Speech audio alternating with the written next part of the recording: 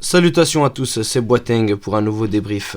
Alors voilà, ce soir on se retrouve après la belle victoire du FC Barcelone contre l'Atlético Madrid, une victoire 1-0 à Montjuic, une victoire qui fait du bien, beaucoup de bien et qui confirme vraiment la belle lancée sur laquelle on a pu voir le FC Barcelone face à Porto sur la seconde mi-temps.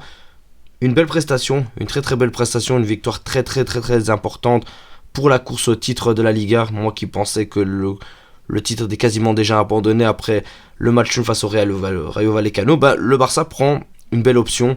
Enfin, une belle option permet de se maintenir en vie face à un adversaire très compliqué qui était 3ème de Liga, maintenant qui passe 4ème juste derrière le FC Barcelone et avec une très belle prestation des Catalans. Alors pour commencer, on va peut-être parler de la compo.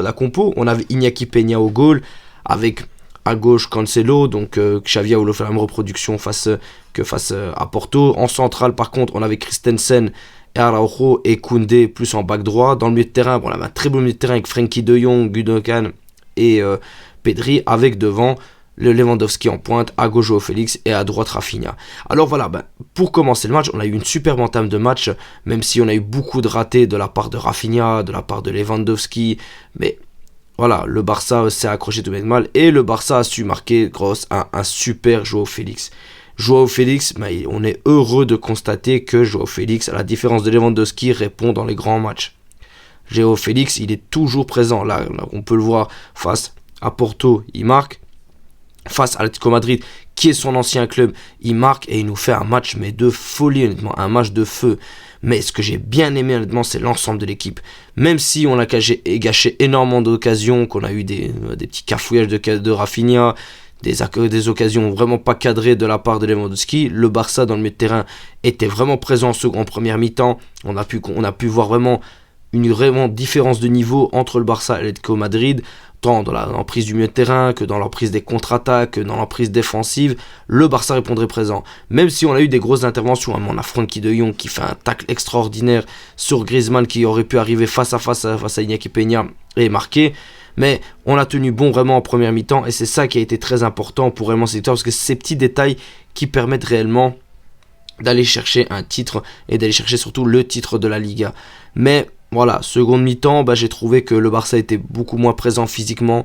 On sentait qu'ils avaient fait une grosse première mi-temps jusqu'à la 60e, 70e. On sentait que l'Atlético poussait. Ils savaient qu'ils auraient pu aller chercher un score. Mais Iñaki Peña qui fait un sauvetage excellent sur le coup franc de Memphis Depay, puis après sur un magnifique face-à-face à l'arrêt de sa tête.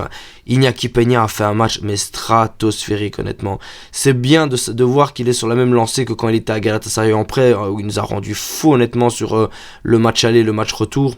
On a réussi à se qualifier, mais vraiment, ça fait vraiment plaisir de voir qu'on a un second gardien aussi bon, qui a encore beaucoup de choses à apprendre, c'est clair, mais je pense réellement que si Xavi est assez intelligent, il doit lui laisser la Coupe du Roi. Il doit vraiment laisser la Coupe du Roi, qu'il ait son temps de jeu, parce que même si Ter Stegen, bien évidemment, va revenir, évidemment, sera titulaire, je pense qu'on peut lui laisser la Copa. La Copa, ce serait très bien, comme Ter Stegen qui avait la Ligue des Champions et la Copa quand il était avec Claudio Bravo, là, à ce moment-là, tu peux lui laisser la Copa. Parce qu'il nous a fait un match de professionnel et un match de feu. Et c'est pas le premier match qu'il nous fait, qui est très bon. Honnêtement, on est sur un deuxième match de suite. Et les années qui ont précédé, on sentait qu'il y avait un réel talent chez ce gardien. Donc voilà, le Xavi va devoir faire tourner, faire respirer au maximum l'équipe. Et ça passe aussi par les gardiens de but. Après, pour revenir à Joao Félix, que j'ai vraiment aimé. Oh, mais qu'est-ce que j'ai aimé sa célébration. Oh, mais sa célébration. Déjà qu'il ait osé célébrer contre l'Atlético Madrid, qui est son club propriétaire qui l'a prêté, ça faisait déjà énormément plaisir. Mais qu'il ait pu honnêtement célébrer de cette manière en montrant bras haut et fort, bras élargis à on va dire Bellingham, mais vraiment pour dire je suis chez moi, je ne bougerai pas. Oui mon petit Joao Félix, tu es chez toi et tu ne dois pas bouger honnêtement. Tu ne dois pas bouger d'un centimètre, tu restes au club et tu ne bouges pas du club honnêtement. Donc sur l'entame de match, voilà, ça a été très bon. Moi, ce que je peux reprocher peut-être un peu au FC Barcelone, c'est le manque de concrétisation. On aurait pu se faire punir plus d'une fois par l'Atlético Madrid sur la fin de match. Par chance, on s'en sort bien, aussi par la prestation de l'équipe. Mais l'efficacité offensive, c'est vraiment un gros problème. Et ça maintient toujours le même problème que j'ai soulevé dans ma vidéo précédente, c'est l'absence de Lewandowski. Encore une fois, Lewandowski, dans le jeu, il est présent, ok, il a été présent dans ce match, mais dans l'efficacité, il a été nulle part. Honnêtement, il a été nulle part. Il met une tête, on ne sait même pas comment il fait pour pas la cadrer. Il la met limite en sortie. il a une deuxième tête où il la met au-dessus. Enfin voilà, il n'a pas été le Lewandowski qu'on attendait honnêtement. Et c'est dans des matchs-là où on a vraiment besoin de lui. Ouf, par chance, Joao Félix mène un but stratosphérique et magnifique sur une belle pichenette sur Oblak. Mais c'est pas assez dans un match pareil. Dans un match pareil, tu as besoin d'une équipe offensive vraiment à 100%. Et ça passe bien évidemment par les attaquants en premier lieu. Et même pour Pedri 2-3 fois, j'estime qu'il doit tirer, il tire pas. Il te fait des magnifiques passes pour lesquelles, ok, si l'un ou l'autre, Lewandowski, Rafinha réagit, ben, c'est goal. Mais il y a un moment aussi, il doit prendre son courage à deux mains, ce que Frenkie de Jong ose faire, honnêtement. Même si, voilà, la première passe qu'il nous fait pour Rafinha, ou Rafinha, malheureusement, rate complètement son face-à-face. Même la cadrer, c'est trop compliqué pour lui. Et ben ça, voilà, tu te dis qu'il y a vraiment un gros manque d'efficacité offensive, et ça peut nous porter préjudice dans des rencontres beaucoup plus importantes. Bah, comme on a pu voir face au Real Madrid, tout simplement, on les dominait dans le jeu, on était supérieur à eux dans le jeu.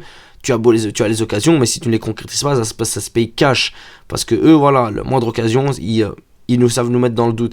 Et c'est ça aussi que là, actuellement, on voit que le Barça n'est pas encore prêt, enfin, on n'est pas encore à 100% de ses capacités.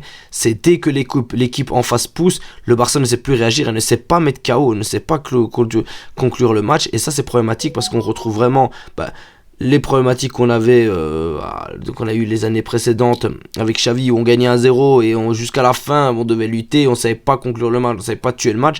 Ça, c'est ce qui malheureusement ne te permet pas de pouvoir aller bien loin dans une compétition. Donc il y a la Ligue des Champions qui va arriver, on a de quoi faire tourner l'effectif, même si malheureusement on n'a pas Gavi. Mais voilà, on peut espérer de grandes choses. Surtout qu'on a une grande star comme Joao Félix qui, voilà, il n'avait rien à faire à l'Atlético, honnêtement. Là, il a trouvé sa petite maison FC Barcelone. Je suis tellement content qu'il ait pu faire un gros match face à son ancien club. Et c'est là qu'on voit la marque des grands. La marque des grands, ils réagissent face à leur ancien club et réagissent dans les moments où on les attend le plus. Et là, on l'a attendu et il a répondu présent. Et franchement, dans le jeu, il a été impeccable. Mais l'équipe, vraiment, a fait une super première mi-temps, honnêtement. Je le maintiens encore une fois, mais c'est vraiment dans la continuité de la seconde mi-temps face à Porto. Et si on peut vraiment garder ce cap et ce niveau, on sera très très difficilement prenable, honnêtement. Si on peut vraiment augmenter aussi l'efficacité offensive, on sera très très difficilement prenable. Enfin bref, voilà, c'est 3 points qui sont très très précieux, honnêtement, qui nous permettent de continuer dans la lutte pour la Liga. On a Girona qui nous attend. Malheureusement, si on devait gagner, ça faciliterait le Real pour pouvoir continuer à la course au titre.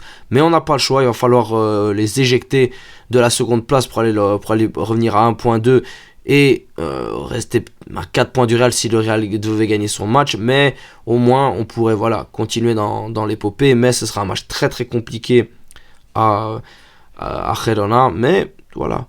Le Barça a les armes pour pouvoir faire le maximum à ce niveau-là. En tout cas, je remercie réellement Joao Félix, je le félicite pour sa prestation, ainsi qu'Iñaki Peña et le reste de l'équipe. Mais maintenant, il y a encore beaucoup de travail, mais on est sur la bonne voie. Salutations à tous et Visca Barça.